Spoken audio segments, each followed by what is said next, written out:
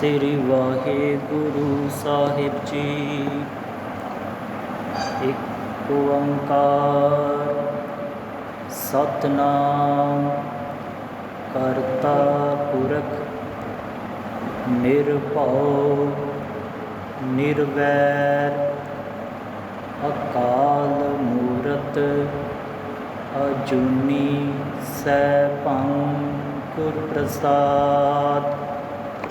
ਇੱਕ ਓੰਕਾਰ ਸਤਿਨਾਮ ਕਰਤਾ ਪੁਰਖ ਨਿਰਭਉ ਨਿਰਵੈਰ ਅਕਾਲ ਮੂਰਤ ਅਜੂਨੀ ਸੈਭੰ ਗੁਰ ਪ੍ਰਸਾਦ। ਇੱਕ ਓੰਕਾਰ ਸਤਿਨਾਮ ਕਰਤਾ ਪੁਰਖ ਨਿਰਭਉ ਨਿਰਵੈਰ ਅਕਾਲ ਮੂਰਤ ਅਜੂਨੀ ਸੈਭੰ ਗੁਰ ਪ੍ਰਸਾਦ। ਇੱਕ ਓੰਕਾਰ ਸਤਿਨਾਮ ਕਰਤਾ ਪੁਰਖ ਨਿਰਭਉ ਨਿਰਵੈਰ ਅਕਾਲ ਮੂਰਤ ਅਜੂਨੀ ਸੈਭੰ ਗੁਰ ਪ੍ਰਸਾਦ। ਵਾਹਿਗੁਰੂ ਵਾਹਿਗੁਰੂ ਵਾਹਿਗੁਰੂ ਵਾਹਿਗੁਰੂ ਵਾਹਿਗੁਰੂ। ਅਸੁਨ ਪ੍ਰੇਮ ਉਮਹੜਾ ਕਿਉ ਮਿਲੀਐ ਹਰਿ ਜਾਏ। ਮਨ ਤਨ ਪਿਆਸ ਦਰਸ਼ਨ ਘਣੀ ਕੋਈ ਆਨ ਮਿਲਾਵੈ ਮਾਏ। ਅਸੁਨ ਪ੍ਰੇਮ ਉਮਹੜਾ ਕਿਉ ਮਿਲੀਐ ਹਰਿ ਜਾਏ। ਮਨ ਤਨ ਪਿਆਸ ਦਰਸ਼ਨ ਘਣੀ ਕੋਈ ਆਨ ਮਿਲਾਵੈ ਮਾਏ। ਸੰਤ ਸਹਾਈ ਪ੍ਰੇਮ ਕੇ ਹਉ ਤਿਨ ਕੈ ਲਾਗਾ ਪਾਏ। ਪ੍ਰਭ ਵਿਨ ਪ੍ਰਭ ਕਿਉ ਸੁਖ ਪਾਈਐ ਦੂਜੀ ਨਾਹੀ ਜਾਏ। ਜਿਨੀ ਚਾਖਿਆ ਪ੍ਰੇਮ ਰਸ ਸੇ ਤ੍ਰਿਪਤ ਰਹੇ ਆਘਾਏ। ਆਪ ਤਿਆਗ ਬਿਨਤੀ ਕਰਹਿ ਲੇਹੋ ਪ੍ਰਭੂ ਲੜ ਲਾਏ। ਜੋ ਹਰ ਕੰਤ ਮਿਲਾਈਆਂ ਸੇ ਵਿਛੜ ਕਤਹਿ ਨਾ ਜਾਏ। ਪ੍ਰਭ ਬਿਨ ਦੂਜਾ ਕੋ ਨਹੀਂ ਨਾਨਕ ਹਰਿ ਸਰਨਾਏ। ਅਸੂ ਸੁਖੀ ਵਸੰਦੀਆਂ ਜਿਨਾ ਮਇਆ ਹਰਿ ਰਾਏ। ਪ੍ਰਭ ਬਿਨ ਦੂਜਾ ਕੋ ਨਹੀਂ ਨਾਨਕ ਹਰਿ ਸਰਨਾਏ। ਅਸੂ ਸੁਖੀ ਵਸੰਦੀਆਂ ਜਿਨਾ ਮਇਆ ਹਰਿ ਰਾਏ। ਵਾਹਿਗੁਰੂ ਜੀ ਕਾ ਖਾਲਸਾ ਵਾਹਿਗੁਰੂ ਜੀ ਕੀ ਫਤਿਹ। ਧੰਨ ਧੰਨ ਸ੍ਰੀ ਗੁਰੂ ਗ੍ਰੰਥ ਸਾਹਿਬ ਮਹਾਰਾਜ ਜੀ ਦੀ ਪਾਵਨ ਅਤੇ ਨਿੱਘੀ ਗੋਦ ਦਾ ਆਨੰਦ ਮਾਣ ਰਹੀ ਗੁਰੂ ਪਿਆਰੀ ਸਾਧ ਸੰਗਤ ਜੀਓ। ਗੁਰੂ ਸਾਹਿਬ ਜੀ ਦੀ ਅਪਾਰ ਬਖਸ਼ਿਸ਼ ਹੋਈ ਹੈ ਕਿ ਸਾਨੂੰ ਇਸ ਕਲਯੁਗ ਦੇ ਸਮੇਂ ਵਿੱਚ ਇਹ ਕੀਮਤੀ ਸਮਾਂ ਗੁਰੂ ਸਾਹਿਬ ਦੀ ਸ਼ਰਨ ਵਿੱਚ ਬੈਠ ਕੇ ਉਸ ਦੀ ਬੰਦਗੀ ਕਰਨ ਦਾ, ਕੀਰਤਨ ਸਰਵਣ ਕਰਨ ਦਾ, ਪਾਠ ਸਰਵਣ ਕਰਨ ਦਾ ਅਤੇ ਕਥਾ ਵਿਚਾਰ ਸਰਵਣ ਕਰਨ ਦਾ ਜੋ ਅਵਸਰ ਮਿਲਿਆ ਹੈ। ਪਿਛਲਾ ਮਹੀਨਾ ਭਾਦੋਂ ਦਾ ਮਹੀਨਾ ਸੀ। ਗੁਰੂ ਸਾਹਿਬ ਜੀ ਨੇ ਬਾਣੀ ਦੇ ਅੰਦਰ 2 12 ਮਾਹਾਂ ਦੀਆਂ ਬਾਣੀਆਂ ਰਚੀਆਂ ਹਨ। ਇੱਕ ਗੁਰੂ ਅਰਜਨ ਸਾਹਿਬ ਜੀ ਦੀ ਬਾਣੀ ਹੈ ਅਤੇ ਇੱਕ ਗੁਰੂ ਨਾਨਕ ਸਾਹਿਬ ਜੀ ਦੀ ਬਾਣੀ ਹੈ। ਗੁਰੂ ਅਰਜਨ ਸਾਹਿਬ ਮਹਾਰਾਜ ਜੀ ਦੀ ਜਿਹੜੀ 12 ਮਾਹ ਹੈ ਉਹ ਮਾਝ ਰਾਗ ਦੇ ਅੰਦਰ ਹੈ ਅਤੇ ਗੁਰੂ ਨਾਨਕ ਸਾਹਿਬ ਜੀ ਦੀ 12 ਮਾਹ ਦੀ ਰਚਨਾ ਤੁਖਾਰੀ ਰਾਗ ਦੇ ਵਿੱਚ ਲਿਖੀ ਹੋਈ ਹੈ। ਇਹ 12 ਮਾਹ ਜੀਵ ਆਤਮਾ ਦੀ ਅਵਸਥਾ ਨੂੰ ਧਿਆਨ ਵਿੱਚ ਰੱਖਦਿਆਂ ਹੋਇਆਂ 12 ਮਹੀਨਿਆਂ ਦੇ ਅਨੁਸਾਰ ਜੀਵ ਆਤਮਾ ਦੇ ਵਿੱਚ ਮਨੁੱਖੀ ਮਨ ਦੇ ਵਿੱਚ ਜਿਹੜੀਆਂ ਤਬਦੀਲੀਆਂ ਆਉਂਦੀਆਂ ਹਨ ਉਹਨਾਂ ਨੂੰ ਵੀ ਧਿਆਨ ਵਿੱਚ ਰੱਖਦਿਆਂ ਹੋਇਆਂ ਗੁਰੂ ਸਾਹਿਬ ਜੀ ਨੇ ਉਪਦੇਸ਼ ਦਿੱਤਾ ਹੈ। ਪਿਛਲਾ ਮਹੀਨਾ ਭਾਦੋਂ ਦਾ ਮਹੀਨਾ ਸੀ, ਜਿਸ ਦੇ ਬਾਰੇ ਗੁਰੂ ਸਾਹਿਬ ਜੀ ਦਾ ਪ੍ਰਮਾਣ ਹੈ, ਭਾਦੋਏ ਭਰਮ ਭੁਲਾਣੀਆਂ ਦੂਜੈ ਲੱਗਾ ਹੈ। ਭਾਦੋਏ ਦਾ ਅਰਥ ਹੈ ਦੋ ਭਾਰ ਰੱਖਣ ਵਾਲਾ, ਭਾਵ ਜਿਹੜਾ ਸਾਡੇ ਅੰਦਰ ਦੁਬਿਧਾ ਨੂੰ ਪੈਦਾ ਕਰਦਾ ਹੈ, ਦੁਬਿਧਾ ਨੂੰ ਸਾਡੇ ਅੰਦਰ ਸਿਰਜਦਾ ਹੈ। ਜਿਸ ਤਰ੍ਹਾਂ ਕਿ ਭਾਦੋਂ ਦਾ ਮਹੀਨਾ ਅਸਲ ਵਿੱਚ ਹੁਮਸ ਵਾਲਾ ਮਹੀਨਾ ਹੈ, ਗਰਮੀ ਵਾਲਾ ਮਹੀਨਾ ਹੈ, ਬੰਦੇ ਦੀ ਜਾਨ ਕੱਢਣ ਵਾਲਾ ਮਹੀਨਾ ਹੈ। ਪਰ ਉਸ ਵਿੱਚ ਕੀ ਹੁੰਦਾ ਹੈ ਕਿ ਕਦੀ ਕਦੀ ਮੀਂਹ ਦੀ ਇੰਨੀ ਤੇਜ਼ ਫੁਹਾਰ ਹੁੰਦੀ ਹੈ, ਇੰਨਾ ਤੇਜ਼ ਮੀਂਹ ਪੈਂਦਾ ਹੈ ਤਾਂ ਬੰਦੇ ਨੂੰ ਇਹ ਭੁਲੇਖਾ ਪੈਂਦਾ ਹੈ ਕਿ ਸ਼ਾਇਦ ਇਹ ਠੰਡ ਹੋ ਜਾਏਗੀ। ਪਰ ਜਿੰਨਾ ਮੀਂਹ ਪੈਂਦਾ ਹੈ ਉਨੀ ਜ਼ਿਆਦਾ ਤਪਸ਼, ਉਨੀ ਜ਼ਿਆਦਾ ਭੜਾਸ ਹੋਰ ਨਿਕਲਦੀ ਹੈ ਅਤੇ ਬੰਦੇ ਦਾ ਜੀਣਾ ਜਿਹੜਾ ਹੈ ਦੁਸ਼ਵਾਰ ਹੋ ਜਾਂਦਾ। ਇਹੀ ਭਰਮ ਹੈ ਕਿ ਜਿਹੜਾ ਭਾਦੋ ਦਾ ਮਹੀਨਾ ਹੈ ਬੰਦੇ ਦੇ ਅੰਦਰ ਇਸ ਤਰ੍ਹਾਂ ਦਾ ਮਾਹੌਲ ਸਿਰਜਦਾ ਹੈ ਕਿ ਉਹਦੇ ਮਨ ਦੇ ਅੰਦਰ ਦੁਬਿਧਾ ਬਣੀ ਰਹਿੰਦੀ ਹੈ ਕਿ ਸ਼ਾਇਦ ਹੁਣ ਠੰਡ ਹੋ ਜਾਏਗੀ, ਹੁਣ ਠੰਡ ਹੋ ਜਾਏਗੀ, ਪਰ ਤਪਸ਼ ਹੋਰ ਵੱਧਦੀ ਜਾਂਦੀ ਹੈ। ਇਸੇ ਤਰ੍ਹਾਂ ਜੀਵ ਆਤਮਾ ਹੈ, ਜੀਵ ਇਸਤਰੀ ਹੈ, ਮਨੁੱਖ ਦਾ ਮਨ ਹੈ। ਮਨੁੱਖ ਦਾ ਮਨ ਬਾਹਰੀ ਦੁਨਿਆਵੀ ਚੀਜ਼ਾਂ ਦੇ ਨਾਲ ਜੁੜ ਕੇ ਜੋ ਵੀ ਉਹਦੇ ਕੋਲ ਉਪਲਬਧ ਹੁੰਦਾ ਹੈ, ਜੋ ਉਸ ਕੋਲ ਮੌਜੂਦ ਹੁੰਦਾ ਹੈ, ਉਸ ਨੂੰ ਪ੍ਰਾਪਤ ਕਰਕੇ ਉਹ ਸੋਚਦਾ ਹੈ ਕਿ ਸ਼ਾਇਦ ਹੁਣ ਸੁੱਖ ਮਿਲ ਜਾਵੇ, ਹੁਣ ਸੁੱਖ ਮਿਲ ਜਾਵੇ। ਪਰ ਜਿਉਂ-ਜਿਉਂ ਕਿਸੇ ਚੀਜ਼ ਦੀ ਪ੍ਰਾਪਤੀ ਹੁੰਦੀ ਜਾਂਦੀ ਹੈ ਬੰਦੇ ਦਾ ਮਨ ਤਿਉਂ-ਤਿਉਂ ਹੋਰ ਦੁੱਖ ਵੱਲ ਵੱਧਦਾ ਜਾਂਦਾ ਹੈ। ਇਸੇ ਤਰ੍ਹਾਂ ਹੀ ਭਾਦੋਂ ਦਾ ਮਹੀਨਾ ਹੈ, ਜਿਸ ਬਾਰੇ ਗੁਰੂ ਸਾਹਿਬ ਜੀ ਨੇ ਪਿਛਲੇ ਮਹੀਨੇ ਵਿੱਚ ਸਾਨੂੰ ਉਪਦੇਸ਼ ਦਿੱਤਾ ਸੀ। 12 ਮਾਹ ਤੁਖਾਰੀ ਵਿੱਚ ਗੁਰੂ ਨਾਨਕ ਸਾਹਿਬ ਜੀ ਲਿਖਦੇ ਹਨ, ਭਾਦੋਏ ਭਰਮ ਭੁੱਲੀ ਭਰ ਜੋਬਨ ਪਛਤਾਨੀ। ਇੱਥੇ ਸਾਰੀ ਗੱਲ ਕਲੀਅਰ ਹੁੰਦੀ ਹੈ ਕਿ ਗੁਰੂ ਸਾਹਿਬ ਜੀ ਦਾ ਜੋ ਉਪਦੇਸ਼ ਹੈ ਉਹ ਕਿਸ ਤਰ੍ਹਾਂ ਦਾ ਹੈ ਕਿ ਭਰਮ ਭੁੱਲੀ, ਕਿ ਜਿਹੜਾ ਮਨੁੱਖੀ ਮਨ ਹੈ ਇਹ ਭਰਮ ਦੇ ਵਿੱਚ ਭਟਕਿਆ ਹੋਇਆ ਹੈ, ਭੁਲੇਖੇ ਵਿੱਚ ਹੈ। ਭਰਮ ਦਾ ਅਰਥ ਹੈ ਕਿ ਕੋਈ ਚੀਜ਼ ਨਾ ਹੋਣੀ ਪਰ ਉਸ ਦੇ ਹੋਣ ਦਾ ਅਹਿਸਾਸ ਹੋਣਾ, ਕਿ ਮੰਨ ਲਓ ਹਨੇਰੇ ਦੇ ਵਿੱਚ ਕੁਝ ਵੀ ਨਹੀਂ ਹੁੰਦਾ ਪਰ ਜਦੋਂ ਅਸੀਂ ਤੁਰਦੇ ਹਾਂ ਤਾਂ ਸਾਨੂੰ ਇਹ ਅਹਿਸਾਸ ਰਹਿੰਦਾ ਹੈ, ਸਾਡੀ ਸੋਚ ਦੇ ਵਿੱਚ ਇਹ ਗੱਲ ਦੌੜਦੀ ਹੈ ਕਿ ਸਾਡਾ ਕੋਈ ਪਿੱਛਾ ਕਰ ਰਿਹਾ ਹੈ। ਇਹ ਹੈ ਭਰਮ, ਇਹ ਹੈ ਭੁਲੇਖਾ ਜੋ ਜੀਵ ਦੇ ਨਾਲ ਹਮੇਸ਼ਾ ਹੀ ਬਣਿਆ ਰਹਿੰਦਾ ਹੈ। ਗੁਰੂ ਨਾਨਕ ਸਾਹਿਬ ਜੀ ਦੇ ਅਨੁਸਾਰ ਭਾਦੋਂ ਦੇ ਮਹੀਨੇ ਵਿੱਚ ਵੀ ਜੀਵ ਜੋ ਹੈ, ਜੀਵ ਦਾ ਮਨ ਹੈ ਉਹ ਭੁਲੇਖੇ ਦੇ ਵਿੱਚ ਹੈ, ਭਰਮ ਦੇ ਵਿੱਚ ਹੈ। ਉਹ ਭਰਮ ਉਸ ਨੂੰ ਅਗਿਆਨਤਾ ਦੇ ਵਾਲੇ ਪਾਸੇ ਲੈ ਜਾਂਦਾ ਹੈ।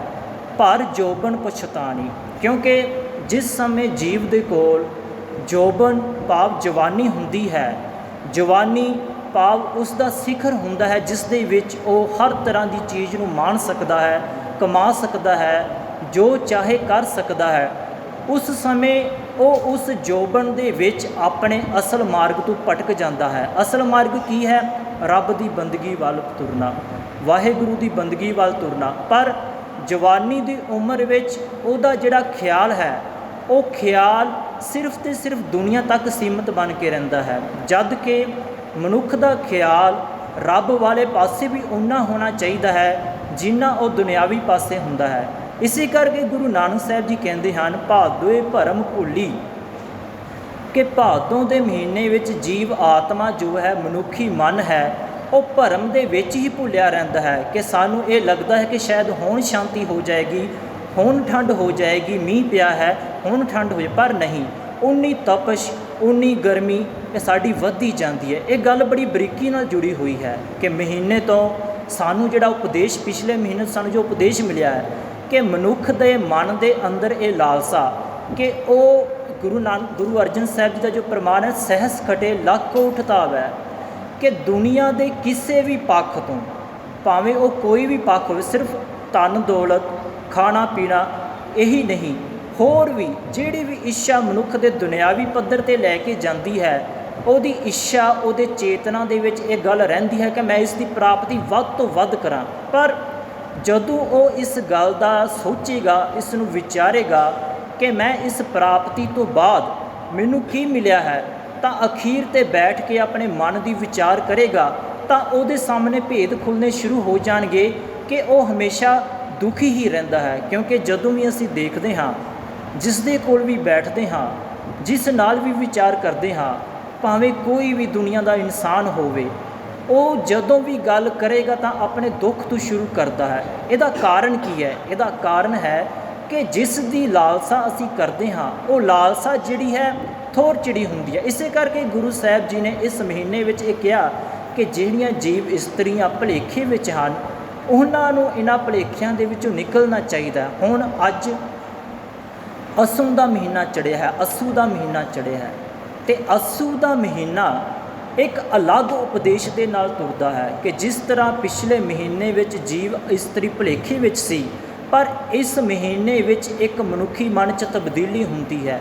हर महीना मनुख के मन नूं तब्दील करता है, क्योंकि ज्यों ज्यों बाहर का वातावरण बदलता है, मनुख का मन भी बदलता है। जदों गर्मी सी, मनुख के मन विच काहली सी, काहलपन सी, उन्होंने गुस्सा चढ़ता सी, उहदे अंदर कोई ना किसी तरीके नाल गुस्सा प्रबल हुंदा सी। क्यों? क्योंकि गर्मी जिहड़ी है मनुख के मन नूं ही नहीं, शरीर नूं प्रभावित नहीं करती, उहदे मन नूं भी प्रभावित करती है। वो टिक के नहीं बहिंदा, कदी उधर जाता है, कदी इधर जाता है, क्योंकि गर्मी का सुभाव है, तो मनुख के मन विच भी तब्दीली हुंदी है। इस तरह हुण ज्यों ज्यों असू के महीने तो मौसम के विच तब्दीली आउंदी है, तो मनुख के मन विच भी ठहरा आउंदा है, मनुख का मन टिकना चाहता। इस करके गुरु साहब जी कहते असुन प्रेम उमाहड़ा, कि असू का महीना हाड़ के महीने नालों बिल्कुल अलग तरह का है। असू के महीने दे विच जीव के अंदर ज्यों ज्यों साडे वातावरण हुण ठंडक आएगी, रात नूं ठंड होएगी, एक दो मींह पैणगे, तो दिन दे फिर सवेरे शाम ठंड होएगी, तो कोई एक समा अजिहा आएगा कि दोपहर नूं भी ठंड वध जाएगी। कि अजिहे महीने विच ये ठंड का मतलब, ये जिहड़ी ठंड है मनुखी मन दे नाल जोड़न का मतलब ये है कि जिस तरह असू का महीना शांतमई है जीवां दे लई, दुनिया का हर जीव के अंदर तड़फ घट जाती है, गर्मी की तड़फ घट जाती है, उस तरह ही जिहड़े बंदे रब वाले पासे जुड़ते हैं, रब दे नाल जुड़ते हैं, किसी ना किसी तरीके नाल जुड़े हुए हैं, उन्हां दे दिन भर की जिंदगी विच गुरु किसी ना किसी तरीके नाल जुड़िया होया है, उन्हां दे मन विच भी शांति आनी शुरू हो जाएगी। असुन प्रेम उमाहड़ा, कि जिहड़े गुरु नाल जुड़े हैं उन्हां दे अंदर प्रेम उमाहड़ा, उमाहड़ा हुंदा है उछाला मारना, किसी चीज़ का उछल के बाहर आना। कि जदों समुंदर भरिया हुंदा है तो उछाले मारदा है, जदों दरिया भर जाता है पानी नाल, उछाले मार के बाहर आंदा है। कि असू के महीने विच भी जीव आत्मावां जिहड़ियां हन, जिहड़े गुरु नाल जुड़ियां होईयां हन, उन्हां दे अंदर प्रेम जिहड़ा है उछाले मारदा है। वो प्रेम किहड़ा है? वो प्रेम गुरु नाल संबंधित है, कि गुरु के प्रति साडा चिंतन, गुरु के प्रति साडी सोच जुड़ी हुई है। जिन्नी देर तक साडे चिंतन दे विच, साडी सोच दे विच साडा गुरु नहीं हुंदा, उन्नी देर तक गुरु प्रति प्रेम पैदा होना संभव नहीं है। इसनूं असीं एक दो उदाहरणों के नाल समझ सकते हैं। मान लो कि किसी के घर छोटा जिहा बच्चा है, और वो बच्चा जदों सुत्ता हुंदा है तो माँ काम करती हुंदी है, तो किसी तरह का भी खड़का होवे, किसी तरह की भी आवाज़ होवे, माँ का ध्यान सारी दुनिया नालों हट के सीधा उस सुते हुए बच्चे ते जाता है। क्यों? क्योंकि माँ का मन तो बच्चे दे विच पूरी तरह रिझिया होया है, पूरी तरह उहदे विच वसिया होया है। बच्चा कोई हरकत करेगा तो माँ उस समय उसनूं महसूस कर लवेगी कि मेरा बच्चा उठ पिया है, जां वो रोण वाला है, जां उसने कुछ किया है। क्यों? क्योंकि उसका बच्चे नाल जिहड़ा रिश्ता है वो अनोखा रिश्ता है, वो प्रेम वाला रिश्ता है, वो उसनूं महसूस करती है तो उस समय भजी जाती है। इस तरह गुरु के सिख का जिहड़ा रिश्ता है गुरु के नाल, वो इस तरह का होना चाहिए कि उसका मन हर समय अपने गुरु प्रति चेतन होना चाहिए है। मान लो कि असी गुरुद्वारे आए हाँ, साडा बच्चा घर है, फिर भी असी गुरुद्वारे होने के बावजूद साडा ख्याल जिहड़ा है, साडी सोच जिहड़ी है वो अपने बच्चे विच ही टिकी रहिंदी। शायद वो उठना पिया होवे, वो उठ के बैठना रोंदा ना होवे, इस तरह के ख्याल साडे मन च वार वार आउंदे हन। यही ਗੁਰੂ ਦੇ ਸਿੱਖ ਦਾ ਜੀਵਨ ਹੈ ਕਿ ਉਹਦੇ ਮਨ 'ਚ ਵੀ ਜਦੋਂ ਗੁਰੂ ਪ੍ਰਤੀ ਇੱਦਾਂ ਦੇ ਖਿਆਲ ਆਉਂਦੇ ਹਨ, ਜਦੋਂ ਉਹ ਜਾਗਦਾ ਹੈ ਤਾਂ ਗੁਰੂ ਦੀ ਯਾਦ ਦੇ ਨਾਲ ਜਾਗਦਾ ਹੈ, ਜਦੋਂ ਉਹ ਸੌਂਦਾ ਹੈ ਤਾਂ ਗੁਰੂ ਦੀ ਯਾਦ ਨਾਲ ਸੌਂਦਾ ਹੈ, ਤਾਂ ਇਹਦਾ ਮਤਲਬ ਹੈ ਕਿ ਉਹਦੇ ਅੰਦਰ ਗੁਰੂ ਦਾ ਪ੍ਰੇਮ ਜਿਹੜਾ ਹੈ ਆਉਣ ਲੱਗ ਗਿਆ ਹੈ। ਇਸੇ ਕਰਕੇ ਗੁਰੂ ਸਾਹਿਬ ਜੀ ਕਹਿੰਦੇ ਹਨ, ਅਸੁਣ ਪ੍ਰੇਮ ਉਮਾਹੜਾ ਕਿਉਂ ਮਿਲਿਆ ਹਰ ਜਾਏ। ਕਿਉਂ ਇੱਥੇ ਪ੍ਰੇਸ਼ਨਵਾਚਕ ਨਹੀਂ ਹੈ, ਇਹਦਾ ਅਰਥ ਹੈ ਕਿਸੇ ਨਾ ਕਿਸੇ ਤਰੀਕੇ ਨਾਲ ਮੈਂ ਆਪਣੇ ਗੁਰੂ ਨੂੰ ਮਿਲਣ ਦੀ ਕੋਸ਼ਿਸ਼ ਕਰਾਂ। ਕਿ ਜਦੋਂ ਜੀਵ ਦੇ ਅੰਦਰ ਗੁਰੂ ਪ੍ਰਤੀ ਪ੍ਰੇਮ ਹੋਏਗਾ, ਇਸ ਨੂੰ ਆਪਾਂ ਫਿਰ ਇੱਕ ਉਦਾਹਰਨ ਦੇ ਨਾਲ ਸਮਝਦੇ ਹਾਂ ਕਿ ਮੰਨ ਲਓ ਕਿ ਕਿਸੇ ਚੀਜ਼ ਦੀ ਪ੍ਰਾਪਤੀ ਦੀ ਇੱਛਾ ਮਨੁੱਖ ਦੇ ਮਨ ਵਿੱਚ ਪੈਦਾ ਹੋਈ ਅਤੇ ਉਸ ਨੂੰ ਪ੍ਰਾਪਤ ਕਰਨ ਦੇ ਲਈ ਉਹ ਪੂਰਾ ਜ਼ੋਰ ਲਾਉਂਦਾ ਹੈ, ਪੂਰੀ ਮਿਹਨਤ ਕਰਦਾ, ਉਸ 'ਤੇ ਹਰ ਸਮੇਂ ਮਨ ਦੇ ਵਿੱਚ ਵਿਚਾਰ ਘੁੰਮਦਾ ਰਹਿੰਦਾ ਹੈ ਕਿ ਮੈਂ ਕਿਸੇ ਨਾ ਕਿਸੇ ਤਰੀਕੇ ਨਾਲ ਇਸ ਵਸਤੂ ਦੀ ਪ੍ਰਾਪਤੀ ਕਰ ਲਵਾਂ। ਕਿ ਇੱਕ ਸਮਾਂ ਅਜਿਹਾ ਆਉਂਦਾ ਹੈ ਕਿ ਜਦੋਂ ਉਹ ਸਮਾਂ ਬਣਦਾ ਹੈ ਤਾਂ ਉਸ ਵਸਤੂ ਦੀ ਪ੍ਰਾਪਤੀ ਕਰ ਲੈਂਦਾ। ਇਸੇ ਤਰ੍ਹਾਂ ਦਾ ਮਨੁੱਖ ਦਾ ਅਧਿਆਤਮਿਕ ਜੀਵਨ ਹੈ ਕਿ ਜਦੋਂ ਉਹਦੇ ਅੰਦਰ ਪ੍ਰੇਮ ਜਾਗਦਾ ਹੈ ਗੁਰੂ ਪ੍ਰਤੀ, ਤਾਂ ਉਛਾਲੇ ਮਾਰਦਾ ਹੈ, ਤਾਂ ਫਿਰ ਉਹ ਲੱਭਦਾ ਹੈ, ਸਾਧਨ ਲੱਭਦਾ ਹੈ, ਤਰੀਕੇ ਲੱਭਦਾ ਹੈ, ਜੁਗਤੀਆਂ ਲੱਭਦਾ ਹੈ ਕਿ ਮੈਂ ਕਿਹੜੇ ਤਰੀਕੇ ਦੇ ਨਾਲ ਗੁਰੂ ਦੇ ਨਾਲ ਮਿਲਾਪ ਹਾਸਲ ਕਰਾਂ। ਗੁਰੂ ਦੇ ਨਾਲ ਮਿਲਾਪ ਹਾਸਲ ਕਰਕੇ ਆਪਣੇ ਮਨ ਦੀ ਜਿਹੜੀ ਪਿਆਸ ਬੁਝਾਵਾਂ। ਅਗਲੀ ਪੰਕਤੀ ਵਿੱਚ ਗੁਰੂ ਸਾਹਿਬ ਜੀ ਕੀ ਕਹਿੰਦੇ ਹਨ, ਮਨ ਤਨ ਪਿਆਸ ਦਰਸ਼ਨ ਕਣੀ। ਇੱਥੇ ਦੋ ਗੱਲਾਂ ਗੁਰੂ ਸਾਹਿਬ ਨੇ, ਦੋ ਸ਼ਬਦ ਲਿਖੇ ਹਨ, ਮਨ ਅਤੇ ਤਨ। ਤਨ ਤੋਂ ਪਹਿਲਾਂ ਮਨ ਦਾ ਜ਼ਿਕਰ ਕੀਤਾ ਹੈ ਕਿ ਪਹਿਲਾ ਜਿਹੜੀ ਸਾਧਨਾ ਹੈ, ਸਰੀਰ ਪੂਰਾ ਚੇਤਨ ਹੋਣਾ ਲਾਜ਼ਮੀ ਹੈ। ਇਹ ਨਹੀਂ ਕਿ ਸਰੀਰ ਤੋਂ ਬਿਨਾਂ ਮਨ ਤੁਰੇਗਾ। ਸਰੀਰ ਅਤੇ ਮਨ ਦਾ ਰਿਸ਼ਤਾ ਹੈ, ਪਰ ਸਰੀਰ ਤੋਂ ਪਹਿਲਾਂ ਹਰ ਜਗ੍ਹਾ 'ਤੇ ਮਨ ਪਹੁੰਚਦਾ ਹੈ। ਮੰਨ ਲਓ ਕਿ ਕਿਸੇ ਦਾ ਕੋਈ ਪ੍ਰੋਗਰਾਮ ਹੋਵੇ, ਵਿਆਹ ਹੋਵੇ, ਸ਼ਾਦੀ ਹੋਵੇ, ਜਾਂ ਕਿਸੇ ਤਰ੍ਹਾਂ ਦਾ ਖੁਸ਼ੀ ਦਾ ਗਮੀ ਦਾ ਪ੍ਰੋਗਰਾਮ ਹੋਵੇ, ਸਾਡਾ ਮਨ ਜਿਹੜਾ ਉੱਥੇ ਪਹਿਲਾਂ ਹੀ ਟਰੈਵਲ ਕਰਕੇ ਪਹੁੰਚ ਚੁੱਕਾ ਹੁੰਦਾ ਹੈ। ਸਾਡੇ ਮਨ ਦੇ ਵਿੱਚ ਉਹ ਗੱਲਾਂ ਆਉਣਗੀਆਂ। ਅਸੀਂ ਆਪਣੇ ਘਰ ਵਿੱਚ ਬੈਠੇ ਵੀ ਉਸੇ ਤਰ੍ਹਾਂ ਦੀਆਂ ਗੱਲਾਂ ਕਰਦੇ ਰਹਾਂਗੇ ਜਿੱਥੇ ਅਸੀਂ ਪਹੁੰਚਣਾ ਹੁੰਦਾ। ਇਸ ਕਰਕੇ ਮਨ ਨੂੰ ਪਹਿਲ ਦਿੱਤੀ ਹੈ, ਕਿਉਂਕਿ ਸਾਧਨਾ ਮਨ ਦੀ ਹੈ। ਮਨ ਦੇ ਵਿੱਚ ਪਹਿਲਾਂ ਪ੍ਰੇਮ ਜਾਗੇਗਾ, ਮਨ ਦੇ ਵਿੱਚ ਤਬਦੀਲੀ ਆਏਗੀ, ਮਨ ਦੇ ਅੰਦਰ ਫੁਰਨਗੇ, ਤਾਂ ਉਸ ਤੋਂ ਬਾਅਦ ਤਨ ਦੇ ਅੰਦਰ ਤਬਦੀਲੀ ਆਏਗੀ। ਤਨ ਓਨਾ ਚੇਤਨ ਹੋ ਜਾਏਗਾ। ਜਿੰਨੀ ਦੇਰ ਤੱਕ ਗੁਰੂ ਨਾਲ ਮਨ ਨਹੀਂ ਜੁੜਿਆ, ਤਨ ਦਾ ਟਿਕਾਅ ਸੰਭਵ ਨਹੀਂ ਹੈ। ਇਹ ਗੱਲ ਹਮੇਸ਼ਾ ਯਾਦ ਰੱਖਣ ਵਾਲੀ ਹੈ ਕਿ ਜਿੰਨੀ ਦੇਰ ਤੱਕ ਗੁਰੂ ਦੇ ਨਾਲ ਸਾਡਾ ਮਨ ਨਹੀਂ ਜੁੜਿਆ, ਓਨੀ ਦੇਰ ਤੱਕ ਸਾਡੇ ਤਨ ਦੇ ਵਿੱਚ, ਸਾਡੇ ਸਰੀਰ ਵਿੱਚ ਟਿਕਾ ਨਹੀਂ ਆਏਗਾ। ਜਦੋਂ ਗੁਰੂ ਸਾਹਿਬ ਨਾਲ ਮਨ ਜੁੜ ਜਾਏਗਾ ਤਾਂ ਕੁਦਰਤੀ ਹੈ ਕਿ ਤਨ ਨੂੰ, ਸਰੀਰ ਨੂੰ ਕੋਈ ਵੀ ਦੁਨੀਆ ਦੀ ਤਾਕਤ ਇੱਧਰ ਉੱਧਰ ਨਹੀਂ ਕਰ ਸਕਦੀ। ਜਦੋਂ ਮਨ ਜੁੜ ਜਾਏਗਾ ਤਾਂ ਤੁਹਾਡਾ ਚਿੱਤ, ਤੁਹਾਡਾ ਮਨ ਗੁਰੂ ਸਾਹਿਬ ਦੀ ਸ਼ਰਨ ਵਿੱਚ ਬੈਠ ਕੇ, ਜਾਂ ਤੁਸੀਂ ਜਿੱਥੇ ਵੀ ਬੈਠੇ ਹੋਵੋਗੇ, ਤੁਹਾਡੇ ਮਨ ਵਿੱਚ ਗੁਰੂ ਦੇ ਸ਼ਬਦ ਪ੍ਰਤੀ ਚੇਤਨਾ ਹੋਏਗੀ ਕਿ ਗੁਰੂ ਦਾ ਸ਼ਬਦ ਚੱਲ ਰਿਹਾ ਹੈ, ਮੈਂ ਉਸ ਨੂੰ ਸੁਣਨਾ ਹੈ। ਕਿਉਂਕਿ ਤੁਸੀਂ ਆਪਣਾ ਮਨ ਜੋ ਹੈ ਪਹਿਲਾਂ ਅਰਪਿਤ ਕਰ ਦਿੱਤਾ। ਮਨ ਜਦੋਂ ਪਹਿਲਾਂ ਚਲਾ ਗਿਆ ਤੇ ਤਨ ਕੁਦਰਤੀ ਉਸੇ ਪਾਸੇ ਜਾਏਗਾ। ਮਨ ਦਾ ਪਿੱਛਾ ਤਨ ਕਰਦਾ ਹੈ। ਇਹ ਇੱਕ ਫਾਰਮੂਲਾ ਹੈ ਜੋ ਗੁਰੂ ਸਾਹਿਬ ਜੀ ਨੇ ਇੱਥੇ ਸਮਝਾਇਆ ਹੈ। ਜਿੰਨੇ ਦੇਰ ਤੱਕ ਸਿਰਫ ਜੇ ਤਨ ਟਰੈਵਲ ਕਰ ਰਿਹਾ, ਸਰੀਰ ਯਾਤਰਾ ਕਰ ਰਿਹਾ ਹੈ, ਮਨ ਉੱਥੇ ਹਾਜ਼ਰ ਨਹੀਂ, ਤਾਂ ਉਹ ਜਿਹੜੀ ਯਾਤਰਾ ਉਹ ਵਿਅਰਥ ਹੋ ਜਾਂਦੀ ਹੈ।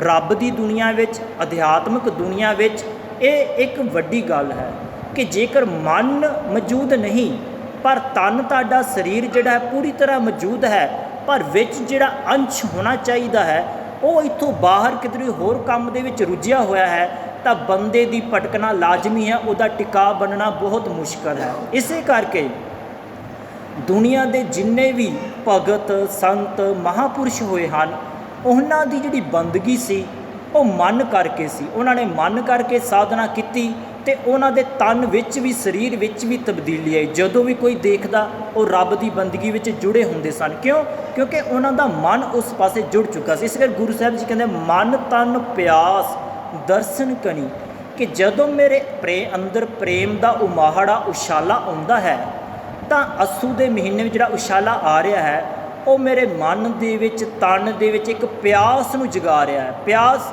ਕਿਹੜੀ ਹੈ? ਇੱਕ ਤਾਂ ਪਿਆਸ ਹੈ ਸਾਡੀ ਸਰੀਰ ਦੀ, ਕਿ ਜਦੋਂ ਅਸੀਂ ਪਾਣੀ ਪੀਂਦੇ ਹਾਂ, ਕੋਈ ਲਿਕੁਇਡ ਪੀਂਦੇ ਹਾਂ, ਤਾਂ ਸਾਡੀ ਪਿਆਸ ਬੁੱਝ ਜਾਂਦੀ ਹੈ, ਕੁਝ ਸਮੇਂ ਲਈ ਬੁੱਝਦੀ ਹੈ, ਉਹ ਫਿਰ ਜਾਗਦੀ ਹੈ, ਫਿਰ ਅਸੀਂ ਉਸੇ ਪਾਣੀ ਦਾ ਸੇਵਨ ਕਰਦੇ ਹਾਂ, ਵਾਰ-ਵਾਰ ਪਿਆਸ ਜਾਗਦੀ ਹੈ। ਇੱਥੇ ਜਿਹੜੀ ਪਿਆਸ ਦੀ ਗੱਲ ਕੀਤੀ ਹੈ ਉਹ ਗੁਰੂ ਦੇ ਦਰਸ਼ਨਾਂ ਦੀ ਗੱਲ ਕੀਤੀ ਹੈ ਕਿ ਜਦੋਂ ਜੀਵ ਆਤਮਾ ਰੱਬ ਦੀ ਬੰਦਗੀ ਕਰਨ ਵਾਲਾ ਬੰਦਾ ਰੱਬ ਵਾਲੇ ਪਾਸੇ ਤੁਰਦਾ ਹੈ ਤਾਂ ਉਹਦਾ ਮਨ ਅਤੇ ਤਨ ਜਿਹੜਾ ਹੈ ਉਸ ਦੇ ਅੰਦਰ ਪਿਆਸ ਜਾਗਦੀ ਹੈ, ਉਹਦੇ ਅੰਦਰ ਗੁਰੂ ਦੇ ਦਰਸ਼ਨਾਂ ਦੀ ਭੁੱਖ ਜਾਗਦੀ ਹੈ ਕਿ ਮੈਂ ਗੁਰੂ ਦਾ ਦਰਸ਼ਨ ਕਰਾਂ।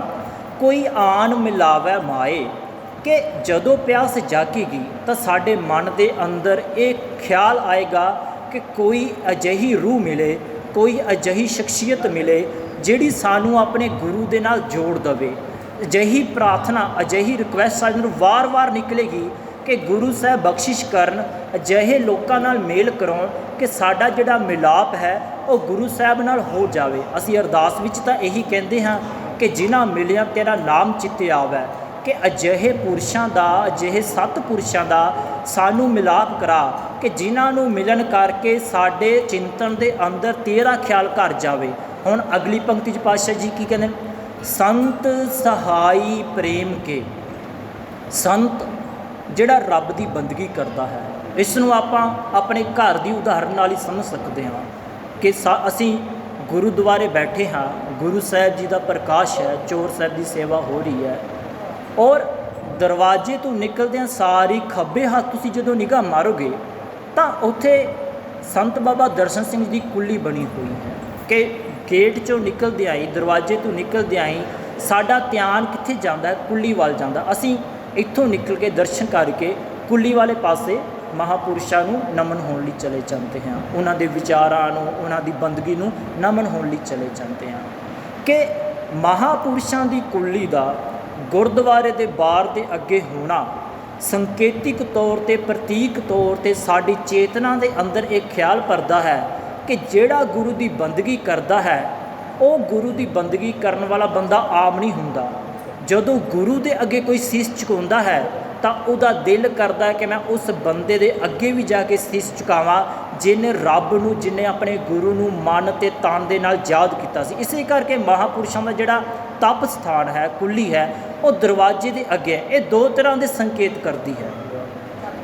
ਪਹਿਲਾ ਸੰਕੇਤ ਇਹ ਕਰਦੀ ਹੈ ਕਿ ਜਿਹੜਾ ਬੰਦਾ ਰੱਬ ਵਾਲੇ ਪਾਸੇ ਜੁੜੇਗਾ, ਗੁਰੂ ਵਾਲੇ ਪਾਸੇ ਜੁੜੇਗਾ, ਜਿੰਨੀ ਦੇਰ ਤੱਕ ਗੁਰੂ ਦੀ ਸ਼ਖਸੀਅਤ ਇਸ ਦੁਨੀਆ ਵਿੱਚ ਮੌਜੂਦ ਰਹੇਗੀ ਤੇ ਗੁਰੂ ਜੁਗੋ ਜੁਗ ਅਟਲ ਹੈ, ਗੁਰੂ ਦੀ ਸ਼ਖਸੀਅਤ ਜੁਗੋ ਜੁਗ ਅਟਲ ਹੈ। ਜਿੰਨੀ ਦੇਰ ਤੱਕ ਗੁਰੂ ਦੀ ਸ਼ਖਸੀਅਤ ਇੱਥੇ ਰਹੇਗੀ ਉਨੀ ਦੇਰ ਤੱਕ ਗੁਰੂ ਦੇ ਦਰ ਦੇ ਅੱਗੇ, ਗੁਰੂ ਦੇ ਦਰਵਾਜ਼ੇ ਦੇ ਅੱਗੇ ਉਸ ਦੀ ਬੰਦਗੀ ਕਰਨ ਵਾਲਿਆਂ ਦੇ ਸੰਕੇਤ, ਉਹਦੇ ਚਿੰਨ੍ਹ, ਉਹਦੇ ਪ੍ਰਤੀਕ ਹਮੇਸ਼ਾ ਹੀ ਰਹਿਣਗੇ। ਇਸ ਕਰਕੇ ਕਿ ਤਾਂ ਜੋ ਬੰਦਾ ਕਿਸੇ ਨਾ ਕਿਸੇ ਰੂਪ ਵਿੱਚ, ਜੇ ਉਹਨੂੰ ਇੱਥੋਂ ਗੱਲ ਨਹੀਂ ਸਮਝ ਆਈ ਤਾਂ ਉਹ ਬਾਹਰ ਤੁਰਦਿਆਂ ਤੁਰਦਿਆਂ ਉਸ ਕੁੱਲੀ ਤੱਕ ਜਾਂਦਿਆਂ ਉਹਦੇ ਮਨ ਵਿੱਚ ਇਹ ਖਿਆਲ ਆ ਜਾਵੇ ਕਿ ਇਹ ਸਥਾਨ ਕਿਉਂ ਬਣਿਆ ਹੋਇਆ ਹੈ, ਇਹ ਸਥਾਨ ਮਹਾਂਪੁਰਸ਼ਾਂ ਨੇ ਕਿਉਂ ਸਥਾਪਿਤ ਕੀਤਾ ਹੈ ਜਾਂ ਅਸੀਂ ਉਸ ਨੂੰ ਕਿਉਂ ਬਣਾਇਆ। ਇਸ ਕਰਕੇ ਕਿ ਸਾਡੇ ਮਨ ਦੇ ਅੰਦਰ ਸੰਕੇਤ ਰੂਪ 'ਚ, ਪ੍ਰਤੀਕ ਰੂਪ 'ਚ, ਕਿਸੇ ਨਾ ਕਿਸੇ ਰੂਪ ਸਾਡੇ ਮਨ ਦੇ ਅੰਦਰ ਇਹ ਖੜਕਾ ਹੋਵੇ ਕਿ ਅਸੀਂ ਉਸ ਪਾਸੇ ਜੁੜਨਾ ਹੈ ਜਿਸ ਪਾਸੇ ਸੰਤ ਮਹਾਂਪੁਰਸ਼ ਜੁੜੇ ਸਨ। ਸੰਤ ਸਹਾਈ ਪ੍ਰੇਮ ਕੇ, ਕਿ ਜਦੋਂ ਬੰਦਾ ਰੱਬ ਦੇ ਅੱਗੇ ਅਰਦਾਸ ਕਰਦਾ ਹੈ ਕਿ ਸਾਨੂੰ ਅਜਿਹੇ ਲੋਕਾਂ ਨਾਲ ਮਿਲਾ ਕਿ ਅਸੀਂ ਤੇਰੇ ਪਾਸੇ ਜੁੜ ਸਕੀਏ, ਤਾਂ ਗੁਰੂ ਸਾਹਿਬ ਜੀ ਕਹਿੰਦੇ ਨੇ ਸੰਤ ਸਹਾਈ ਪ੍ਰੇਮ ਕੇ। ਸੰਤ ਰੱਬ ਦੀ ਬੰਦਗੀ ਕਰਨ ਵਾਲਾ ਪੁਰਸ਼, ਸੰਤ ਜਿਹੜੇ ਸਤ ਸੰਗਤ ਵਿੱਚ ਆਉਂਦੇ ਹਨ। ਸਤ ਸੰਗਤ ਕੀ ਹੈ? ਜਿਹੜੀ ਸੱਤ ਦੀ ਗੱਲ ਤੋੜਦੀ, ਜਿਹੜੀ ਸੱਤਿਆ ਦੀ ਗੱਲ ਤੋੜਦੀ, ਜਿਹੜੇ ਅੰਦਰ ਸੱਤਿਆ ਜਗਾਉਂਦੀ ਹੈ, ਸੱਚ ਪਾਸੇ ਤੋਰਨ ਦੀ, ਉਹ ਹੈ ਸਤ ਸੰਗਤ। ਕਿ ਗੁਰੂ ਦੇ ਬੰਦਗੀ ਕਰਨ ਵਾਲੇ ਪੁਰਸ਼ਾਂ ਦੇ ਸੰਗਤ ਵਿੱਚ ਉਹ ਪ੍ਰੇਮ ਦੀ ਸਾਨੂੰ ਪ੍ਰਾਪਤੀ ਹੁੰਦੀ ਹੈ। ਹਾਂ, ਤਿਨਕੈ ਲਾਗਾਂ ਪਾਏ, ਜਿਹੜੇ ਬੰਦੇ ਸੰਤ ਦੇ, ਗੁਰੂ ਦੀ ਬੰਦਗੀ ਕਰਦੇ ਹਨ, ਉਹਨਾਂ ਦੇ ਅੱਗੇ ਵੀ ਝੁਕਣਾ ਇਸ ਗੱਲ ਦੇ ਲਈ ਬੰਦੇ ਦਾ ਜਿਹੜਾ ਖਿਆਲ ਦੀ ਪ੍ਰੋੜਤਾ ਕਰਦਾ ਕਿ ਵਾਕਈ ਇਹਦੇ ਅੰਦਰ ਚਿੰਨ੍ਹ ਲੱਗੀ ਹੈ ਕਿ ਮੈਂ ਗੁਰੂ ਦੀ ਸ਼ਰਨ ਵਿੱਚ ਜਾਵਾਂ, ਗੁਰੂ ਦੇ ਸ਼ਬਦ ਨੂੰ ਕਮਾਵਾਂ। ਅਗਲੀ ਪੰਕਤੀ 'ਚ ਗੁਰੂ ਸਾਹਿਬ ਜੀ ਕੀ ਕਹਿੰਦੇ ਹਨ? ਵਿਨ ਪ੍ਰਭ ਕਿਉਂ ਸੁਖ ਪਾਈਐ, ਕਿ ਪ੍ਰਭੂ ਦੇ ਬਿਨਾਂ ਸੁੱਖ ਦੀ ਪ੍ਰਾਪਤੀ ਨਹੀਂ ਹੋ ਸਕਦੀ। ਸੁੱਖ ਦੋ ਤਰ੍ਹਾਂ ਦੇ ਹਨ, ਇੱਕ ਹਨ ਥੋੜ ਚਿੜੀ, ਇੱਕ ਹੈ ਸਦੀਵੀ ਸੁੱਖ। ਸਦੀਵੀ ਦਾ ਅਰਥ ਹੁੰਦਾ ਹੈ ਜੋ ਹਮੇਸ਼ਾ ਹੀ ਬਣਿਆ ਰਹਿੰਦਾ ਹੈ, जिस सुख नूं कोई भी काट नहीं कर सकता, जिस सुख नूं साडे कोलों कोई भी खो नहीं सकता। थोड़ चीर सुख हैं साडे शरीर नाल जुड़े हुए। अज जंग है, उम्र जंग है, हर तरह के रस मान सकदा, काम का, शरीरक भुखा का, जिन्ने भी खाद पदार्थ उन्होंने खा के साड़ी जीभ रस लैंदी है। इसे शरीर की एक अजिही उम्र आवेगी जदों इन्हां रसां नूं मानण की सत्या इस जीव के अंदर नहीं रहेगी। जिहड़ी भोजन का स्वाद ये जीव जवानी की उम्र विच जां अपने अखीर तक जिन्नी देर तक ये अंदर सत्या मौजूद है लैंदी है, कुछ समा अजिहा आएगा ये रस जिहड़े हैं कोड़े होण लग जाते हैं। एक उम्र अजिही आउंदी है, एक स्टेज अजिही आउंदी है जिहड़े तो कोई भी भज नहीं सकता, क्योंकि ये थोड़ चिड़ी रस हैं शरीर नाल संबंधित। पर जिहड़ा सदीवी सुख है वो सुख है गुरु के प्रेम वाला रस्ता, गुरु की बंदगी वाला रस्ता। जदों इंसान गुरु के प्रेम दे विच, गुरु की बंदगी दे विच जुड़दा है तां उहदे अंदर एक ख्याल घर घर जाता है कि विन प्रभ क्यों सुख पाई है, कि मैं प्रभु के बिना जो इस कण कण दे विच विराजमान है, जो इस कुदरत के हर अंश दे विच विराजमान है, उस दी संगत विच जदों जावांगा तां वो सुख की प्राप्ति हो जाएगी जिस दी लालसा जीव आत्मा नूं किसी ना किसी रूप विच बनी रहती है। जदों असीं ये कहने हाँ कि दुनिया के बंदे जिहड़े हन कुराहे पे हुए हैं, दुनिया के बंदे माड़े रस्ते ते पे हुए हैं, पर तुसीं एक गल नूं हमेशा नोट करियो कि वो बंदा जिहदे बारे साडे मन च एक ख्याल हुंदा है वो भी किसी ना किसी रूप विच परमात्मा नूं याद जरूर करता है, भावें सचेत रूप विच करे भावें अचेत रूप विच करे। क्यों? क्योंकि उहदी मन के गहरे तल दे विच एक गल पई हुई है, क्योंकि गहरे तल विच परम जोत है, परम जोत साडे अंदर विराजमान है।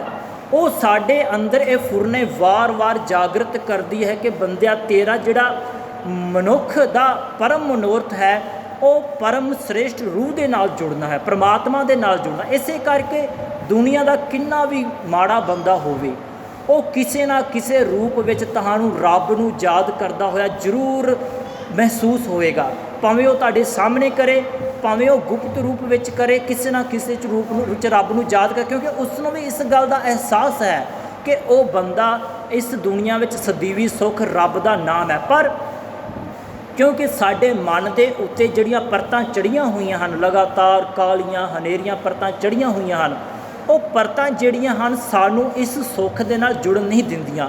इस करके असीं उस सुख तो वांझे हो जाते हैं। पातशाह जी कहते विन प्रभ क्यों सुख पाई है दूजी ना ही जाए, कि दूजे पासे जाण दी जदों बंदा अजिहे सोच नाल विचार नाल गुरु घर विच आउंदा है तां फिर उहदी भटकना दूजे पासे जाण दी खत्म हो जाती है। पातशाह जी फरमान करते हैं जिनी चाखिया प्रेम रस, कि जिहड़े बंदियां ने चख लिया है, क्योंकि प्रेम का रस जिहड़ा है वो जीव के नाल चखिया नहीं जा सकता, वो साड़ी इंद्रियां दे घेरे तो बाहर दा है। तो पातशाह जी कहते जिन्हां ने प्रेम का रस चख लिया है से तृप्त रहे अघाए। तृप्त का अर्थ है उन्हां अंदर दोबारा प्यास नहीं जागेगी। पानी पीना, प्यास लगनी, फिर पानी पीना, ये है वार वार पानी पी के अपनी तृप्ति करनी, पर तृप्त नहीं होंदा क्योंकि शरीर की लोड़ है। पर पातशाह कहते हैं जदों रब की कोई बंदगी करता है तो जदों वो प्रेम के रस नूं चख लवेगा तो वो तृप्त हो जाएगा तो रज जाएगा। सिर्फ तृप्त नहीं होएगा, वो पूर्ण तौर पर उसके अंदर रज हो जाएगा, उसके अंदर कोई इच्छा पैदा नहीं होएगी। फिर जिहड़ा बंदा रब की बंदगी नाल रज जाएगा उसके अंदर की तब्दीली आएगी। आप त्याग बिनती करह लेहो प्रभु लड़ लाए, वो अपना आप त्याग देगा। सब तो वड्डी गल जिहड़ी साडी दूसरी पंक्ति तो शुरू हुई सी महाराज की कि मन ते तन, पहला मन समर्पित करना फिर तन कुदरती समर्पित हो जाएगा। वो बंदा अपने आप नूं त्यागेगा कि जेड़े साडे अंदर विकार हैं, जेड़े साडे अंदर रस पे हुए हैं, वो हौली हौली उन्हां तो अपना जिहड़ा पासा घटाउणा शुरू कर देगा। क्यों? क्योंकि उहदा संबंध किसी अजिहे रस नाल, अजिही सदीवी ताकत नाल बन रहा है जिहड़ी उस बंदे दे अंदर ਅਜਿਹੀ ਸ਼ਕਤੀ ਨੂੰ ਪੈਦਾ ਕਰਦੀ ਹੈ ਕਿ ਉਹਦਾ ਹੋਰ ਪਾਸੇ ਖਿਆਲ ਨਹੀਂ ਜਾਂਦਾ। ਆਪ ਤਿਆਗ ਬਿਨਤੀ ਕਰੈ ਲੇਹੋ ਪ੍ਰਭੂ ਲੜਲਾਏ, ਜੋ ਹਰ ਕੰਤ ਮਿਲਾਈਆਂ ਸੇ ਵਿਛੜ ਕਤੇ ਨਾ ਜਾਏ। ਕਿ ਪਾਤਸ਼ਾਹ ਜੀ ਕਹਿੰਦੇ ਹਨ ਕਿ ਜਿਨ੍ਹਾਂ ਨੂੰ ਹਰੀ ਆਪ, ਹਰੀ ਭਾਵ ਰੱਬ, ਆਪ ਮਿਲਾ ਲੈਂਦਾ ਹੈ, ਹਰੀ ਰੂਪ ਕੰਤ ਆਪਣੇ ਨਾਲ ਮੇਲ ਲੈਂਦਾ ਹੈ, ਉਹਨਾਂ ਦਾ ਕਦੀ ਵੀ ਉਸ ਦੇ ਨਾਲੋਂ ਵਿਛੋੜਾ ਨਹੀਂ ਹੋ ਸਕਦਾ। ਪ੍ਰਭ ਬਿਨ ਦੂਜਾ ਕੋ ਨਹੀਂ, ਨਾਨਕ ਹਰ ਸਰਨਾਈ। ਹੇ ਭਾਈ, ਇਸ ਦੁਨੀਆ ਦੇ ਵਿੱਚ ਰੱਬ ਦੇ ਬਿਨਾਂ ਦੂਜਾ ਕੋਈ ਨਹੀਂ। ਇਸ ਕਰਕੇ ਹੇ ਨਾਨਕ, ਸਾਨੂੰ ਉਸ ਹਰੀ ਦੀ, ਉਸ ਗੁਰੂ ਦੀ ਸ਼ਰਨ ਵਿੱਚ ਜਾਣਾ ਚਾਹੀਦਾ ਹੈ। ਔਰ ਲਾਸਟ ਕੀ ਪ੍ਰਮਾਣ ਹੈ? ਅਸੂ ਸੁਖੀ ਵਸੰਦੀਆਂ ਜਿਨ੍ਹਾਂ ਮਇਆ ਹਰ ਰਾਏ। ਕਿ ਪਾਤਸ਼ਾਹ ਜੀ ਕਹਿੰਦੇ ਹਨ ਕਿ ਅੱਸੂ ਦੇ ਮਹੀਨੇ ਦੇ ਵਿੱਚ ਉਹ ਜੀਵ ਆਤਮਾ ਸੁਖੀ ਵਸਦੀ ਹੈ ਜਿਨ੍ਹਾਂ 'ਤੇ ਰੱਬ ਆਪ ਕਿਰਪਾ ਕਰਦਾ। ਮਾਇਆ ਦਾ ਅਰਥ ਹੈ ਕਿਰਪਾ ਕਰਨਾ। ਔਰ ਕਿਉਂਕਿ ਜਦੋਂ ਅਸੀਂ ਸੁਚੇਤ ਜਾਂ ਅਚੇਤ ਰੂਪ ਵਿੱਚ ਸੰਗਰਾਮ ਦੇ ਦਿਨ ਗੁਰੂ ਦੀ ਸ਼ਰਨ ਵਿੱਚ ਆਉਂਦੇ ਹਾਂ, ਇਹਦਾ ਸਿਰਫ ਇੱਕੋ ਇੱਕ ਮਨੋਰਥ ਹੁੰਦਾ ਹੈ। ਕਿਉਂਕਿ ਬੰਦਾ ਚਾਹੁੰਦਾ ਹੈ ਕਿ ਮੇਰਾ ਜਿਹੜਾ ਮਹੀਨੇ ਦੇ ਵਿੱਚ 30 ਦਿਨ ਹਨ ਉਹ ਸੁਖੀ ਲੰਘਣ। ਇਸੇ ਕਰਕੇ ਉਹਦਾ ਪਹਿਲਾ ਦਿਨ ਅਜਿਹੀ ਤਾਕਤ ਤੋਂ ਸ਼ੁਰੂ ਹੁੰਦਾ ਹੈ, ਅਜਿਹੀ ਪਾਵਰ ਤੋਂ ਸ਼ੁਰੂ ਹੁੰਦਾ ਹੈ, ਜਿਸ ਤੋਂ ਉਹਨੂੰ ਉਮੀਦ ਹੈ ਕਿ ਬਸ ਇਹੀ ਇੱਕ ਸਮਰੱਥਾ ਹੈ, ਇਹੀ ਇੱਕ ਤਾਕਤ ਹੈ ਜਿੱਥੋਂ ਸਾਨੂੰ ਮਹੀਨੇ ਦੇ ਪੂਰੇ ਸੁੱਖ ਪ੍ਰਾਪਤ ਹੋ ਸਕਦੇ ਹਨ। ਇਸੇ ਕਰਕੇ ਦੁਨੀਆ ਦਾ ਹਰ ਬੰਦਾ ਕਿਸੇ ਨਾ ਕਿਸੇ ਰੂਪ ਵਿੱਚ ਗੁਰੂ ਦੀ ਸ਼ਰਨ ਵਿੱਚ ਆਉਣ ਦੀ ਕੋਸ਼ਿਸ਼ ਕਰਦਾ ਹੈ। ਔਰ ਇੱਕ ਲਾਸਟ ਸ਼ਲੋਕ ਨੂੰ ਪੜ੍ਹ ਕੇ ਆਪਾਂ ਆਪਣੀ ਵਿਚਾਰ ਨੂੰ ਸਮਾਪਤੀ ਵੱਲ ਲੈ ਕੇ ਜਾਂਦੇ ਹਾਂ। ਪਾਤਸ਼ਾਹ ਜੀ ਦਾ ਜੋ ਸ਼ਲੋਕ ਹੈ ਕਿ ਕੁੰਭੇ ਬੱਧਾ ਜਲ ਰਹਿ, ਜਲ ਬਿਨ ਕੁੰਭ ਨਾ ਹੋਏ, ਗਿਆਨ ਕਾ ਬੱਧਾ ਮਨ ਰਹਿ, ਗੁਰ ਬਿਨ ਗਿਆਨ ਨਾ ਹੋਏ। ਕੁੰਭ ਮਿੱਟੀ ਦਾ ਬਣਿਆ ਇੱਕ ਘੜਾ ਹੈ, ਕੁੰਭੇ ਬੱਧਾ ਜਲ ਰਹਿ, ਕਿ ਤੁਸੀਂ ਕੁੰਭ ਦੇ ਵਿੱਚ ਪਾਣੀ ਪਾਉਂਦੇ ਹੋ ਤਾਂ ਪਾਣੀ ਉਸ ਕੁੰਭ ਦੇ ਕਰਕੇ ਟਿਕਿਆ ਰਹਿੰਦਾ ਹੈ, ਬੰਨਿਆ ਰਹਿੰਦਾ ਹੈ, ਪਾਣੀ ਨਹੀਂ ਜਾਂਦਾ। ਪਰ ਦੂਸਰੀ ਗੱਲ, ਕੁੰਭੇ ਬੱਧਾ ਜਲ ਰਹਿ, ਜਲ ਬਿਨ ਕੁੰਭ ਨਾ ਹੋਏ, ਕਿ ਜਲ ਦੇ ਬਿਨਾਂ ਕੁੰਭ ਨਹੀਂ ਟਿਕ ਸਕਦਾ। ਹੁਣ ਦੋਨਾਂ ਦਾ ਰਿਸ਼ਤਾ ਕਿੰਨਾ ਗਹਿਰਾ ਜੁੜਿਆ ਹੋਇਆ ਹੈ ਕਿ ਕੁੰਭ ਦੇ ਵਿੱਚ ਪਾਣੀ ਟਿਕਦਾ ਹੈ, ਪਰ ਕੁੰਭ ਮਿੱਟੀ ਤੋਂ ਬਣਦਾ ਹੈ, ਮਿੱਟੀ ਕਣ ਦੇ ਵਿੱਚ ਕਣ ਵਿੱਚ ਹੈ, ਅਤੇ ਜਦੋਂ ਅਸੀਂ ਉਸ ਨੂੰ ਪਾਣੀ ਪਾ ਕੇ ਗੁੰਨਦੇ ਹਾਂ ਤਾਂ ਉਹ ਸਾਰੇ ਕਣ ਇੱਕ ਦੂਜੇ ਨਾਲ ਜੁੜ ਜਾਂਦੇ ਹਨ ਅਤੇ ਉਸ ਨੂੰ ਜਿਸ ਤਰ੍ਹਾਂ ਦੀ ਮਰਜ਼ੀ ਆਕਾਰ ਦੇ ਲੈਂਦੇ ਹਾਂ। ਅਤੇ ਉਹ ਘੜੇ ਦਾ ਆਕਾਰ ਦੇ ਲਓ, ਕਿਸੇ ਖਿਡੌਣੇ ਦਾ ਆਕਾਰ ਦੇ ਲਓ, ਜਿਸ ਮਰਜ਼ੀ ਚੀਜ਼ ਦਾ ਆਕਾਰ ਦੇ ਲਓ। ਕਹਿਣ ਦਾ ਭਾਵ ਕਿ ਕੁੰਭ ਤੋਂ ਬਿਨਾਂ ਪਾਣੀ ਨਹੀਂ ਔਰ ਪਾਣੀ ਤੋਂ ਬਿਨਾਂ ਕੁੰਭ ਨਹੀਂ ਰਹਿ ਸਕਦਾ। ਕਿਉਂ? ਕਿਉਂਕਿ ਦੋਨੇ ਇੱਕ ਦੂਜੇ ਨਾਲ ਇੰਟਰ ਰਿਲੇਟਡ ਹਨ ਅਤੇ ਕੁੰਭ ਨੂੰ ਪਾਣੀ ਦੇ ਦੁਆਰਾ ਹੀ ਉਸਦੇ ਕਣ ਨੂੰ ਜੋੜਦਾ। ਅਗਲਾ ਪ੍ਰਮਾਣ, ਕੁੰਭੇ ਬੱਧਾ ਜਲ ਰਹਿ, ਜਲ ਬਿਨ ਕੁੰਭ ਨਾ ਹੋਏ, ਗਿਆਨ ਕਾ ਬੱਧਾ ਮਨ ਰਹਿ, ਗੁਰ ਬਿਨ ਗਿਆਨ ਨਾ ਹੋਏ। ਕਿ ਜਿਸ ਤਰ੍ਹਾਂ ਕੁੰਭ ਅਤੇ ਪਾਣੀ ਦਾ ਰਿਸ਼ਤਾ ਹੈ, ਕੁੰਭ ਦੇ ਬਿਨਾਂ ਪਾਣੀ ਨਹੀਂ ਠਹਿਰ ਸਕਦਾ, ਪਾਣੀ ਦੇ ਬਿਨਾਂ ਕੁੰਭ ਨਹੀਂ ਰਹਿ ਸਕਦਾ। ਗਿਆਨ ਕਾ ਬੱਧਾ ਮਨ ਰਹਿ, ਕਿ ਜਿਹੜਾ ਗੁਰੂ ਦਾ ਗਿਆਨ ਹੈ ਉਸ ਦੇ ਨਾਲ ਹੀ ਮਨ ਨੂੰ ਬੱਝਿਆ ਜਾ ਸਕਦਾ। ਜੋ ਦੂਸਰੀ ਪੰਕਤੀ ਦੇ ਵਿੱਚ ਅਸੀਂ ਚਰਚਾ ਕੀਤੀ ਸੀ ਕਿ ਪਹਿਲਾ ਮਨ ਆਏਗਾ, ਉਹਦੇ ਪਿੱਛੇ ਸਰੀਰ ਟਰੈਵਲ ਕਰਦਾ ਉੱਥੇ ਪਹੁੰਚ ਜਾਏਗਾ। ਜਿੱਥੇ ਵੀ ਜਾਣਾ ਹੈ ਮਨ ਉੱਥੇ ਪਹਿਲਾਂ ਪਹੁੰਚ ਜਾਂਦਾ ਹੈ, ਉਸ ਦੇ ਪਿੱਛੇ ਸਰੀਰ ਪਹੁੰਚਦਾ ਹੈ। ਕਿ ਇਸੇ ਤਰ੍ਹਾਂ ਕਿ ਇਸ ਮਨ ਨੂੰ ਕਾਬੂ ਕਿੱਦਾਂ ਕਰਨਾ ਹੈ? ਗਿਆਨ ਕਾ ਬੱਧਾ ਮਨ ਰਹਿ, ਕਿ ਗੁਰੂ ਦੇ ਗਿਆਨ ਦੇ ਨਾਲ ਮਨ ਨੂੰ ਬੰਨ੍ਹ ਸਕਦੇ ਹਾਂ, ਗੁਰ ਬਿਨ ਗਿਆਨ ਨਾ ਹੋਏ। ਕਿ ਪਰ ਇਹ ਜਿਹੜਾ ਗਿਆਨ ਹੈ ਗੁਰੂ ਦੇ ਬਿਨਾਂ ਨਹੀਂ ਹੋ ਸਕਦਾ। ਹੁਣ ਜਿਸ ਤਰ੍ਹਾਂ ਮਿੱਟੀ ਕਣ ਵਿੱਚ ਹੈ, ਉਸੇ ਤਰ੍ਹਾਂ ਮਨ ਵੀ ਖਿੰਡਿਆ ਪਿਆ, ਇਹਦੇ ਬੜੇ ਟੋਟੇ ਹੋਏ ਹਨ। ਇੱਕ ਮਨ ਦੇ ਵਿੱਚ ਖਿਆਲ ਆ ਰਿਹਾ ਮੈਂ ਇਹ ਕੰਮ ਕਰ ਲਾਂ, ਦੂਸਰੇ ਮਨ 'ਚ ਖਿਆਲ ਆ ਰਿਹਾ ਮੈਂ ਇਹ ਕੰਮ ਕਰ ਲਾਂ, ਤੀਸਰਾ ਮਨ ਕਿਧਰੇ ਹੋਰ ਪਹੁੰਚਿਆ ਹੋਇਆ, ਚੌਥਾ ਮਨ ਦਾ ਹਿੱਸਾ ਕਿਧਰੇ ਹੋਰ ਪਹੁੰਚਿਆ। ਕਿ ਮਨ ਦੇ ਇੰਨੇ ਟੋਟੇ ਹਨ, ਇਸ ਵਿੱਚ ਹਜ਼ਾਰਾਂ ਹੀ ਕਰੋੜਾਂ ਹੀ ਵਿਚਾਰਾਂ ਹਰ ਸਮੇਂ ਚੱਲ ਰਹੀਆਂ। ਕਿ ਇਹ ਟੁੱਟੇ ਹੋਏ ਮਨ ਨੂੰ ਜਦੋਂ ਅਸੀਂ ਗੁਰੂ ਦੇ ਗਿਆਨ ਰੂਪੀ ਪਾਣੀ ਪਾ ਕੇ ਗੁੰਨਾਂਗੇ ਤਾਂ ਇਸ ਨੂੰ ਜਿਸ ਤਰ੍ਹਾਂ ਦਾ ਮਰਜ਼ੀ ਆਕਾਰ ਦਿੱਤਾ ਜਾ ਸਕਦਾ ਹੈ। ਅਤੇ ਇਸ ਕਰਕੇ ਸਾਡਾ ਜਿਹੜਾ ਸੁੱਖ ਪ੍ਰਾਪਤ ਕਰਨ ਦੀ ਲਾਲਸਾ ਹੈ, ਸਦੀਵੀ ਸੁੱਖ ਪ੍ਰਾਪਤ ਕਰਨ ਦੀ, ਉਹ ਸਿਰਫ ਅਤੇ ਸਿਰਫ ਗੁਰੂ ਦੀ ਸ਼ਰਨ ਵਿੱਚੋਂ ਹੀ ਪ੍ਰਾਪਤ ਹੋ ਸਕਦਾ ਹੈ।